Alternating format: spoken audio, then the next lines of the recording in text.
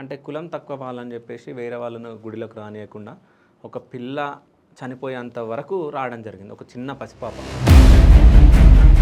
2 నెలల పాప అంటే దుర్మార్గం అంటే సమాజంలో ఉన్నావా లేకపోతే అడవిలో ఉన్నావా అనిపిస్తుంది. ఇప్పుడు ఒక్క రెడ్డివాడు తప్పు చేస్తే 100 మంది రెడ్డిలు 99 మంది తప్పు చేసినట్టు కాదు. రెడ్డి కులం అయితే మాత్రం చంపే రైట్ నీకెక్కడ ఇచ్చిండు, వాళ్ళని ద్వేషించే రైట్ నీకెక్కడ ఎందుకు ఇచ్చిండు? అది తప్పు.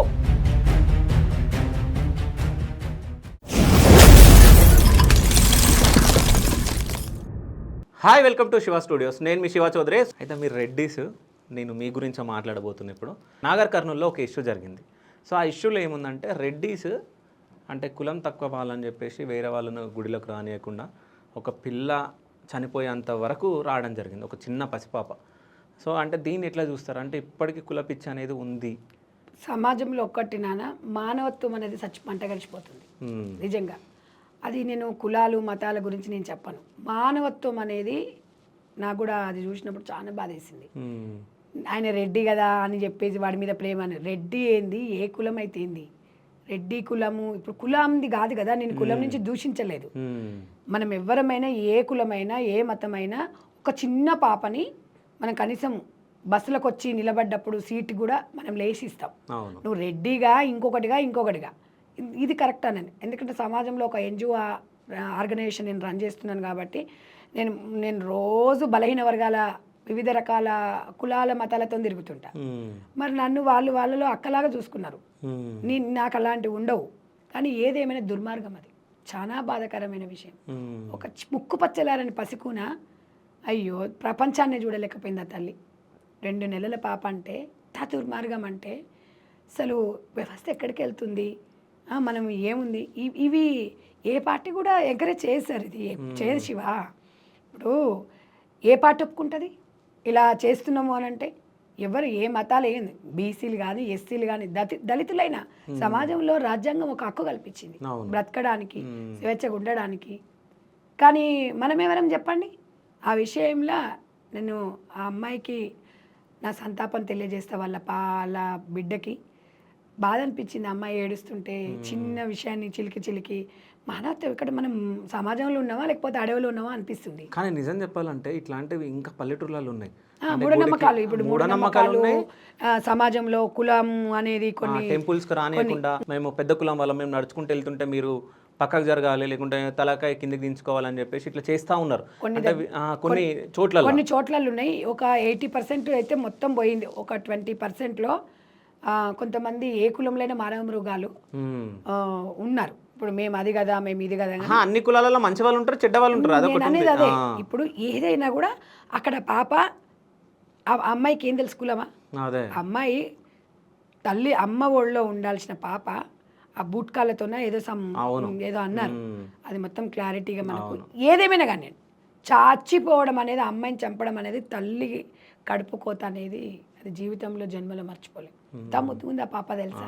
పాపని చూస్తే నాకు ఏడుపు వచ్చింది. నాకు ఆయన రెడ్డి అయితే మాత్రం నేను ఎంకరేజ్ చేస్తానా? తప్పది. నువ్వు ఏదన్నా మాట్లాడితే మనం విషయాలు మాట్లాడాలి. కానీ ఇప్పుడు ఈ సాంప్రదాయము ఇవన్నీ ఆ చిన్న పాప ఏం చేసింది చెప్పండి? అహంకారం ఎందుకు? కులాన్ని పేరు అడ్డం పెట్టుకొని ఇప్పుడు ఒక్క రెడ్డివాడు తప్పు చేస్తే 100 మంది రెడ్డిలు 99 మంది తప్పు చేసినట్టు కాదు. రెడ్డిలు కూడా ఎంకరేజ్ చేయరు. ఇట్లా చంపమంటారా? చిన్నపిల్లలని చంపండి నువ్వు ఇట్లా అంటారు కొంతమంది. నేను చెప్పిన కదా, మదం ఎక్కిన వాళ్ళు ఉంటారు. బుద్ధి ఉండాలి కొంచెమన్నా. మానవత్వం లేదా శివ? అక్కడ మానవత్వంతోనూ ఉండాలి. ఇంత సిచ్యువేషన్ నడుస్తుంది సమాజంలో, సోషల్ మీడియా ఇవన్నీ ఉన్నాయి సమాజంలో. అప్పుడు కాదు, ఇప్పటిలాగా ఉంది. మీరు మారాలంటే ఎందుకు మారారు? మారాలి. సమాజంలో బాధ్యతగా మెలుచుకోవాలి. ఆయన ప్రజానాయకుడే ఏదో అంటున్నారు కదా, అవును, సర్పంచా సంథింగ్ పొలిటికల్కి సంబంధించి ఉందంట.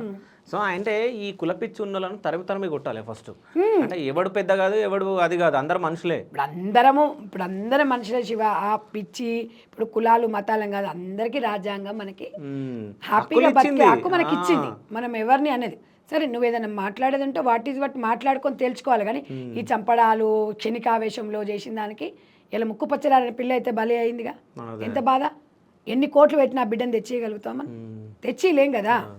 కాబట్టి ఏ మతాల వారైనా ఎవ్వరి మతాలు వారికి ఉంటాయి, ఎవ్వరి కులాలు వాళ్ళకు ఉంటాయి. మనము ఉంటే మనది మనకుంటే మనం అది చేసుకోవాలి, అంతే. అంతేగాని వేరే వేరే మీద చేయడం అనేది నేనైతే మా ఫౌండేషన్ చైర్పర్సన్గా నేనైతే ఒప్పుకోను. నేనైతే మొత్తం బలహీన వర్గాల వెంబడే ఊర్లలో మీరు చూస్తున్నారు, వీడియోస్ ఇట్లా చూస్తున్నారు మీరు, వాళ్ళ ఇళ్ళకి వెళ్తాము, వాళ్ళు ఏది పెట్టినా తింటాము, అది ఉంటాము, మాకు అవైతే ఉండవు. ఎందుకంటే సమాజంలో ఉండొచ్చు, ఎవరు మోరల్స్ వాళ్ళకు ఉండొచ్చు, వాళ్ళని నేను వాళ్ళ వ్యక్తిగత అభిప్రాయాలను నేను అంటే వాళ్ళకి ఇబ్బంది కలిగేలాగా చెయ్యను. కానీ ఈ పిచ్చి అనేది ఇట్లా ఒక మనిషికి చావుకు కారణమైతే మాత్రం ఒప్పుకోను. ఓకే, అంటే మీలాంటి వాళ్ళు సమాజంలో చాలా తక్కువ మంది ఉన్నారు అక్క. అంటే వాళ్ళు రెడ్డిస్ అయినా వాళ్ళు చేసిన తప్పని చెప్పేసి మీరు రెడ్డి మాట్లాడుతున్నారు. అనేది మేమే ఇప్పుడు రెడ్డి కులం అయితే మాత్రం చంపే రైట్ నీకెక్కడ ఇచ్చిండ్రు, వాళ్ళని ద్వేషించే రైట్ నీకెక్కడ ఎందుకు ఇచ్చిండ్రు? అది తప్పు. నువ్వు రెడ్డి కానీ ఇంకా బీసీ కానీ ఎస్సీ కానీ ఎవరైనా కానీ అది అది చాలా తప్పు శివ. ఆ విషయంలో మానవత్వం ఉన్న ఎవరు కూడా కరెక్ట్ అని చెప్పరు, నేనే కాదు. హృదయం తరించుకపోతుంది ఆ పాపం చూస్తుంటే. రోజు రోజుకు ఇట్లా జరుగుతుంటే ఒక్క చేసి అలా కులానికి మచ్చ తెచ్చినట్టు అయిపోయింది. కాబట్టి అట్లాంటి దాన్ని ఏ రెడ్డి వాళ్ళు ఏ పెద్ద మనిషి కూడా ఎంకరేజ్ చేయరు, చేయాల్సిన అవసరం కూడా మనకు లేదు. ఓకే, అయితే ఇంకో విషయం ఏంటంటే ఎక్కడన్నా మీ ఊర్లలో నిజంగా కుల వివక్ష ఇంకా ఉంది అంటే పెద్ద కులాల వాళ్ళు అంటే మిమ్మల్ని ఏదన్నా అంటున్నారు అని, అంటే దేవాలయాలకు అంటే గుడిలకి రానియకుండా చేస్తున్నారు అనే విషయాలు ఏమైనా ఉంటే మీరు కామెంట్ చేయండి, నేను అక్కడికి వస్తా. సో అక్కడికి వచ్చి మీతో నేను మాట్లాడడానికి ప్రయత్నిస్తా. సో అప్పుడు అక్క కూడా ఉంటే అక్కను కూడా తీసుకురావడానికి సో ప్రయత్నిస్తాం. సో ఇంకో విషయం అక్క, మొత్తానికి మోత్కూరులో గెలవడం జరిగింది మీరు. సో మీరు అక్కడ ఇన్ఛార్జ్గా ఉంటే సో గెలవడం జరిగింది, ఎట్లా అనిపిస్తుంది?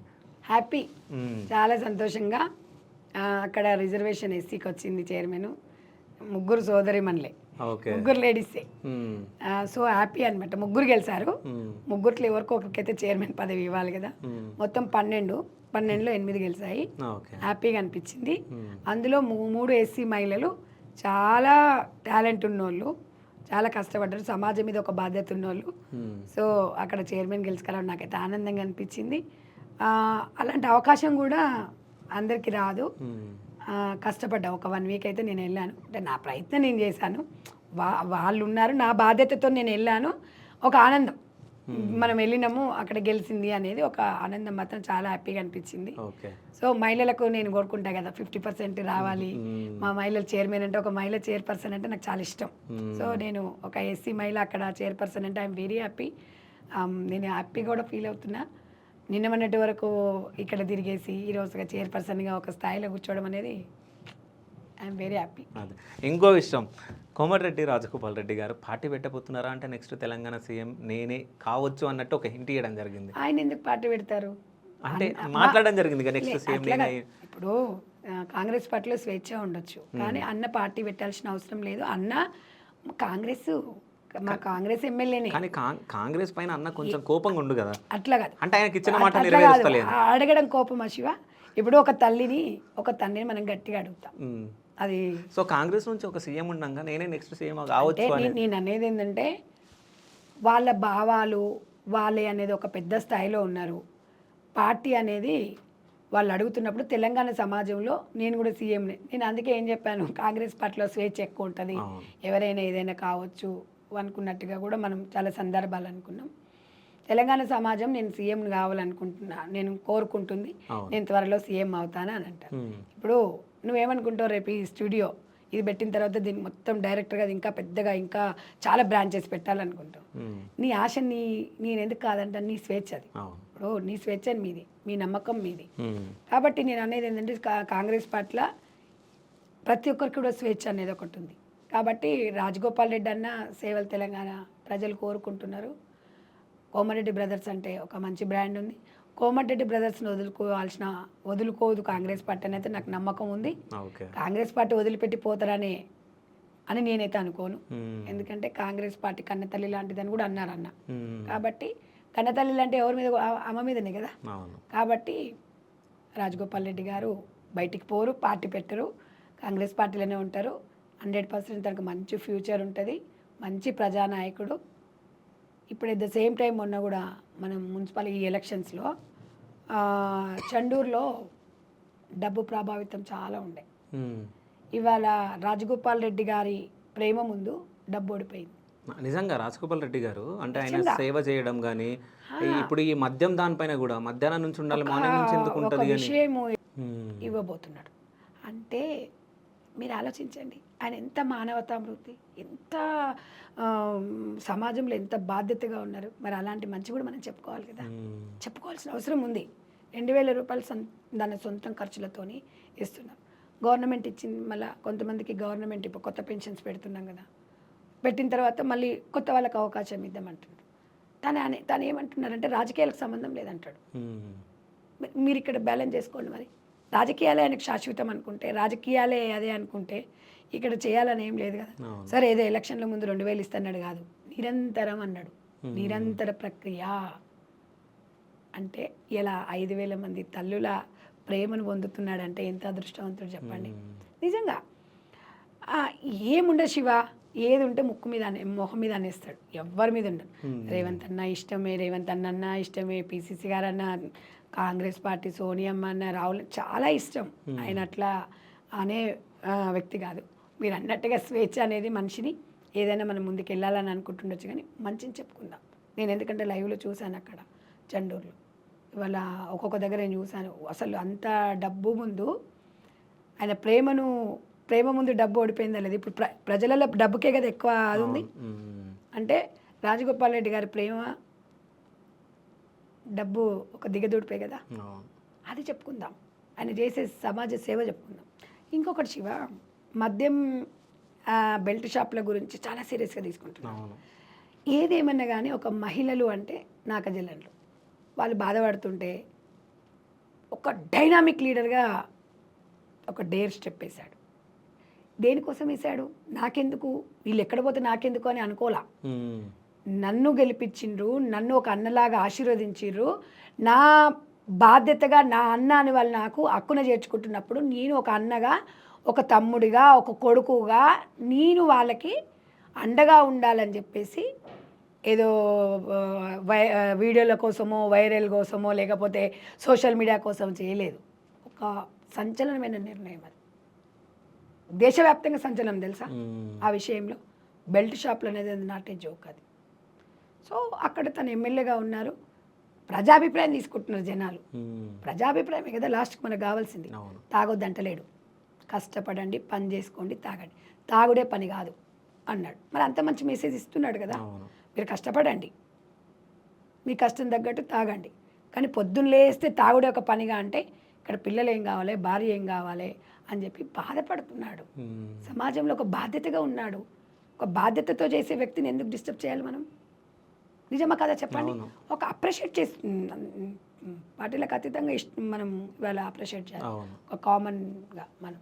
సో నేను అనేది ఏంటంటే, ఇంకా కూడా నేను ఇక్కడ కంటి ఆపరేషన్స్, నేను మొన్న ఎక్కడ వెళ్ళాను, ఏదో విలేజ్కి వెళ్ళాను, మెదక్క ఎటు వెళ్ళినప్పుడు ఒక ఆమె కంటి చూపు కనిపిస్తలేదంటే, కంటి చూపు కనిపించేసరికి అమ్మ ఎవరు ఆయన రాజగోపాల్ రెడ్డి ఉన్నాడంట కదా అమ్మ, జర చెప్తావా అమ్మ, కళ్ళు ఆపరేషన్ చేపిస్తాడు అని అంటే, నీకెవరు చెప్పిరమ్మంటే మా పిల్లలు చెప్తారమ్మా టీవీలల్లా అంటుండు అంటే, కళ్ళ ఆపరేషన్స్ మాత్రం ప్రతి క్యాంపు పెట్టేసి సొంతం డబ్బులే, సొంతం ఖర్చులు ఇవన్నీ పెట్టేసి సుశీలమ్మ ఫౌండేషన్ నుంచి చాలా చక్కగా కంటి ఆపరేషన్ అనేది, కంటిదానం అనేది మామూలు విషయం, నేత్రదానం, కంటిదానం చాలా శివ. నేను ఇలాంటి దాంట్లోకి ఫిదా అయిపోతా.